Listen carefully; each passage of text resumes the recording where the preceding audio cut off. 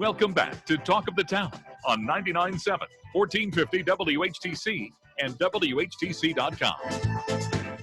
And we welcome you back to WHTC's Talk of the Town for this Wednesday, April the 29th. I'm Gary Stevens with the open line following CBS News at the top of the hour. But on the other side of our Zoom connection is Tania Snyder. She is involved with Nestlings Diaper Bank. She's on the other end of our connection. Tania, good morning and welcome back to Talk of the Town. Hello. Glad you are with us this morning, and certainly a needed time for providing the ministry that Nestlings Diaper Bank does provide. First of all, before we talk about some of the immediate needs, let's get up to speed with what Nestlings Diaper Bank exactly is. This is more like a primer for those who are new to our area or just passing through, and they've never heard of Nestlings Diaper Bank of West Michigan. Tell us a little bit about it. Well, we started 9 years ago, and recently we just celebrated our millionth diaper, so that's exciting. But what we do is we work very similar to like a food bank. We fundraise, collect, and store diapers, and then distribute them to agencies that work with families in need who are struggling to put diapers on their babies, which happens to be like 1 in 3. And that was pre-COVID, so it's a lot more now. Now, Tania, what led to organizers, yourself probably included as well, starting this diaper bank 9 years ago? It was a case of you saw the need and decided to address it, or what? Yeah, pretty much. My mother was a social worker. We were having a conversation one day, and she told me that in her 30 years of work, there was this one need that was unaddressed and nobody did anything about it. And I said, what is that? And she said, diapers. And I was really surprised. And we started talking about, there's a lot of food banks and stuff, and what goes in, unfortunately, must come out. So somebody needs to address the other end. So it just laid heavily on my heart. And I was like, okay, if this is what we need to do, let's start doing it. So I did the research and here we are.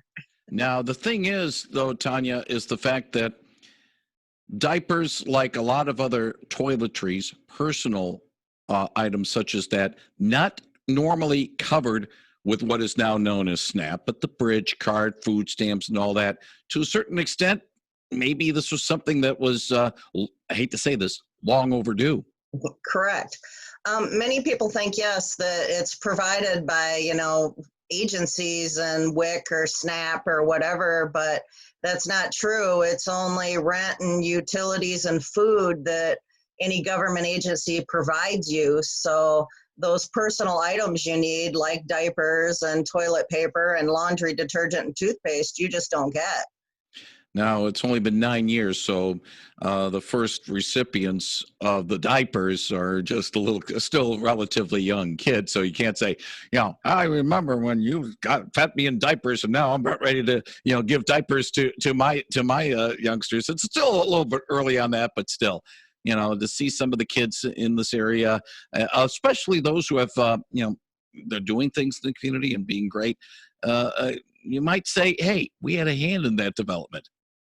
Well, yeah, it's great because it's raising the future, really. Putting a diaper on a kid is so much more than just diapering them, because it's all about that early education and that positive environment. A child cries because he's trying to signal he needs a diaper change, but a family who's struggling, that crying turns into stress and might cause that child to get abused just to be hit because they want him to be quiet. And all he wants is his diaper changed. He doesn't know.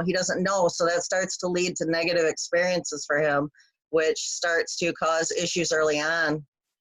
If you got a question for Tania Snyder, she is with Nestlings Diaper Bank. She'll be happy to take it at 395-1450, 395-1450. As you can probably hear, it is a Zoom connection. We will have the audio of this particular segment on our website at WHTC.com, along with the link to the Facebook page of Nestlings Diaper Bank. And then the video will be uploaded to our Facebook page, 99.7 and 1450 WHTC, a little bit later on today. But if you have a question, the old-fashioned route, shall we, at 395-1450. Like many other agencies and efforts. Certainly, what has happened over the last 6, 7, 8 weeks has blindsided a lot of agencies. How has the COVID-19 situation impacted Nestlings Diaper Bank? Well, it's increased our distribution in our phone calls. From February, we increased 71% diaper distribution just from February to March. Normally, we serve about 34 agencies, and we've added a couple more. And even with most agencies closed, we're still serving 24 of those agencies. So, they're calling, getting diapers out as much as they can because they are getting so many requests for them that we're just doing everything we can to get them out there for the people. Tanya, how wide is the range for these agencies? How wide is the spread for Nestlings Diaper Bank? Because as the name implies, Nestlings Diaper Bank of West Michigan, it's more than just Holland Zeeland area. Right. We're doing pretty much all of Ottawa County. So we're reaching all the way up into Coopersville area, Allendale, and then we are into Allegan County now. So, and then we do once in a while have partnerships. We work with the Great Start in Kent County. So we do a little bit there, but not a lot yet. We haven't grown that much yet. Or someday. Might be someday along those lines, Tania Snyder, but Nestlings Diaper Bank isn't the only diaper bank in town, the town being the state of Michigan or the United States of America. If you've had any contact with similar efforts, are they encountering some of the same issues that perhaps Nestlings is encountering, and most notably the fact that like TP and some other things, we had a shortage of diapers. We had a run on diapers when the first instances of COVID-19 came about. Yeah, that's correct. We actually partner with a national diaper bank network, which connects over 300 diaper banks in the country. And there was a very large increase for everyone. And now we're finding out that supply is getting low. There are certain sizes that the manufacturers aren't keeping up with, and they just kind of had the same problem that the TP people had, that it all came at once. And baby wipes are a pretty hot commodity right now too. So same kind of deal. Baby wipes are a commodity because not only for the babies, but also, disinfectant. We're trying to clean down things, and, sometimes the regular wipes, they're not around. So they'll grab the baby wipes. If it's good for the baby, it's good for us as well. And Tanya, let's put it this way. Hoarding is not good. Nobody likes hoarding. But when people are scared and people aren't certain about when their next paycheck's going to come or when their next meal's going to come, they're also a little scared about when their next diaper is going to be coming around too. Well, yeah, if you think about how you felt just a few weeks ago when that TP crisis happened and you didn't know where your next roll was coming from, this is what people struggle with every single day in diaper need. They are not sure how long they're going to last. They try to make them last longer so the baby gets left in the diapers and longer, so they get diaper rash, they get wet. They sit in it. It's a health issue. So it's, best that we do everything we can to keep those babies dry and healthy and, keep that supply going. So we're doing everything we can to try to keep these diapers coming in, getting the supply so we can get them to the places that need them. So nobody has to be told, sorry, we don't have a diaper for you because, again, you didn't want to be out of toilet paper. So it's the same thing. I certainly agree with you on that, Tania Snyder. Again, if you have a question for Tania, she'll be happy to take it at 395-1450, 395-1450. Now, I know some of you out there are saying, what's all this fuss about diapers? I mean, we're talking about human lives at times. We're talking about serious things, financial crunches, job losses, and all that. But Tania, you brought up a very good point earlier on. We were talking about the beginnings of the Nestlings Diaper Bank. A lot of times, a lot of child abuse situations, a lot of tragedy occurs just because the little guy or the little girl soiled their diapers and they wanted to get clean. And they can't talk yet. The only way they can, let you know they need help. Meh, meh. And sometimes that can irritate even the most patient of people. And yeah, this becomes definitely a big problem. Well, and it's hard for a family when you have to make the choice of, am I going to buy groceries and feed my family? Am I going to pay my utility bill? Or am I going to put gas in my car so I can get to work? And those are all struggles that you have to make those choices, or buy diapers for my child. So it's good that you can actually go and get food relief, but it's the other resources where you have to get gas and make those other choices where a mother may not eat because she chooses to buy those diapers instead for her family.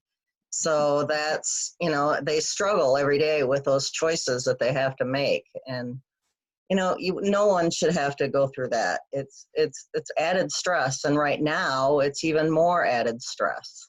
Yeah, I certainly agree with you on that. Tania Snyder is with Nestlings Diaper Bank. And again, we're in a Zoom conversation, but you can join us over the phone at 395-1450, 395-1450. Need to ask you some questions, but I want to first get to those phone calls as well. Good morning. You're on the line with Tania Snyder. Yes. How do you get a hold of you to help someone get some diapers? You can go on our website, nestlings.org. We have a list of the agencies that we work with, and we don't work directly with individuals, but we work with agencies. Right now, we are distributing diapers through like Community Action House and food pantries, and Bridgepoint Church is running a food pantry where they're handing out diapers and things like that just for families in need. So just get in touch with those places and they will get you what you need. Oh, thank you so much. Appreciate the call. 395-1450. Good morning. You're on the line with Tania Snyder from Nestlings Diaper Bank. Let's get to a line, as they say, with somebody actually on it. 395-1450, 395-1450. We'll talk a little bit more about how people can help, not just financially, but also in contributions in a little bit before the end of our conversation this morning. Good morning. You're on the line with Tania Snyder. Good morning. How many diapers does a family typically get? From us, we don't really make the choice. We let the agency, they know their people better than we do, and they know the needs, so we don't put limits. We allow the people who work with the individuals to make those decisions and give to them. Currently, right now, we used to repackage diapers into little packages to hand out easily to families, but because of COVID, we are not opening diapers right now, so we're giving out whole sleeves from a box, and those sleeves can be anywhere to 40 to 70 diapers in a sleeve, depending on the size of the diaper. Definitely help then. Yes, a family can go through 8 to 10 diapers a day, so they can go through 80 diapers in a week. So really, it's only about a week's supply, which is really sad. Right. So if you repackage them, they get even less. I get you. It's an expensive thing, but it's definitely a blessing for those that are able to receive. We're doing our best. We're trying to help. It's, we can't give the diaper every baby from birth to potty training, but we're trying to take that extra little bit of stress off for the family to get them through maybe till the next paycheck or the next, time they can go get the diapers that they need. A hand up, not a handout. Yep, you got that right. Appreciate the call. Thank you. 395-1450, 395-1450.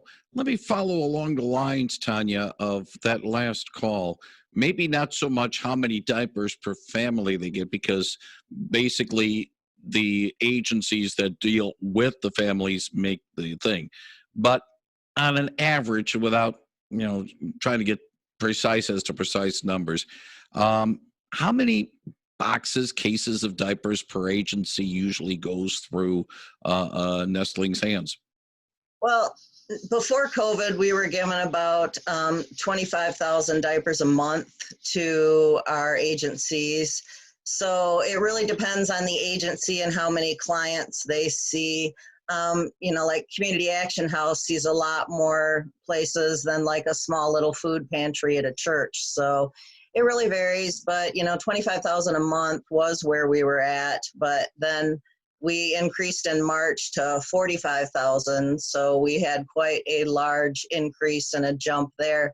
We also supply cloth diapers to families. So a family can actually get a cloth kit, and that will take them through like birth to potty training if they have the ability to wash and dry their own, like washers at home.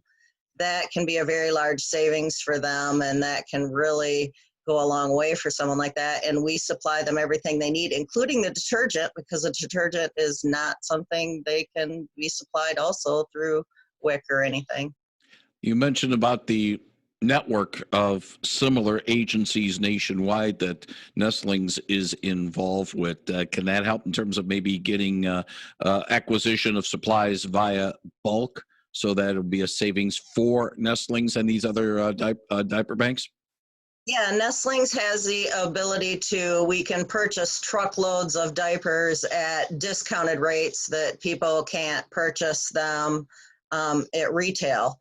But, the supplies are low, and we're always looking for donations because it takes quite a bit to get enough to buy a truck. There's minimum orders we have to place and things like that. So, we're always looking for donations from individuals, just boxes here and there. That really helps to get us through and, keep things going. And it also, we help when we get donations, we put everything together to get a truck full.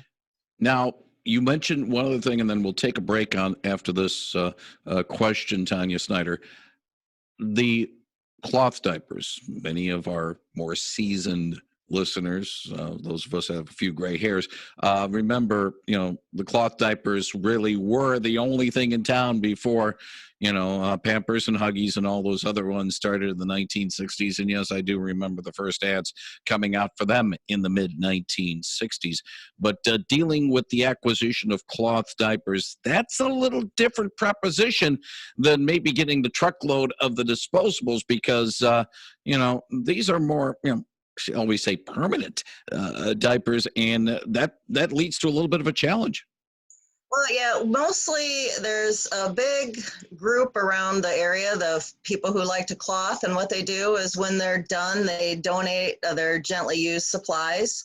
So we get covers and pads and everything we need, and then we just need to add a few of the things here and there to make a complete kit, and then we add the detergent and do our best with what people donate us. Really is what we do with the cloth kits. It's really a wonderful thing that the people pass it on. Yeah, pass the clean ones on. Don't pass the dirty diapers along. And I always like the term "gently used," and that's something I don't normally do, because most of the time when I'm done with something, the term "gently used" just doesn't fit. Well, with diapers, we definitely like the word "gently" used. Good morning. You're on the line with Tania Snyder. Good morning. This is Pat, one of the volunteers in Nestlings Diaper Bank. One of the things I wanted to make sure all of you understood was our wonderful founder, Tania, and all of us, the board and our great volunteers, we are all volunteers. There's no paid staff. Tania, I think you got a ringing vote of confidence on that one, I think. Yep, we are 100% all volunteer operation. We do not have paid staff. I actually work another job and do this in, my spare time. Yeah, true. Yep. Pat, and the volunteers such as you, and you guys deserve kudos as well, because it is truly a labor of love. It's important. And the other thing I know you were going to get to, but let me mention, we also handle wipes. Yep. We touched upon that a little bit earlier. Pat, I got to get to another call. Appreciate it. Thank you. You're welcome. 395-1450. Good morning. You're on the line with Tania Snyder from Nestlings Diaper Bank. Yes. How do you get the cloth diaper packs? Ooh, that's a good question, Tania. Just reach out, get in touch with us. You can email me at diapers@nestlings.org, and I will work out something with you, make an arrangement to, meet up or figure out where we can get a kit to you. Oh, thank you. Appreciate the call. 395-1450, 395-1450. In this day and age, Tanya, when we have to start thinking about money, maybe, the clothway may be the way to go. It can really be a savings for a family. It can, like I said, birth to potty training, because cloth has really changed. There's all kinds of little snaps. You take it from little to big by unsnapping it. It's not the diapers we used to have when we were kids with the pins and all that. Yeah, the pins, most notably the safety pins, that sometimes whether or not the term safety is a misnomer or not. Unfortunately, we're a little short on time, but Tanya, real quick, again, the website, nestlings.org, and that's, yeah. .org, correct. And the other thing, too, is the fact that if people want to help financially, and that's where you guys need the help as well, they can go to nestlings.org and get that information. They can donate online, and we also have a wish list set up on Amazon. If they want to donate diapers, they can ship us diapers, from our Amazon wish list or to 336 Anna Line here in Holland. Yeah, that's definitely a big plus there. Tania Snyder from Nestlings Diaper Bank, I want to thank you very much for joining us today on WHTC's Talk of the Town program via the Zoom connection. And again, just want to remind you that we will have a podcast of this on our website in a few moments on WHTC.com, and we'll upload the video a little bit later on this afternoon on our Facebook page, 99.7 and 1450 WHTC. Tanya, thank you very much for joining us.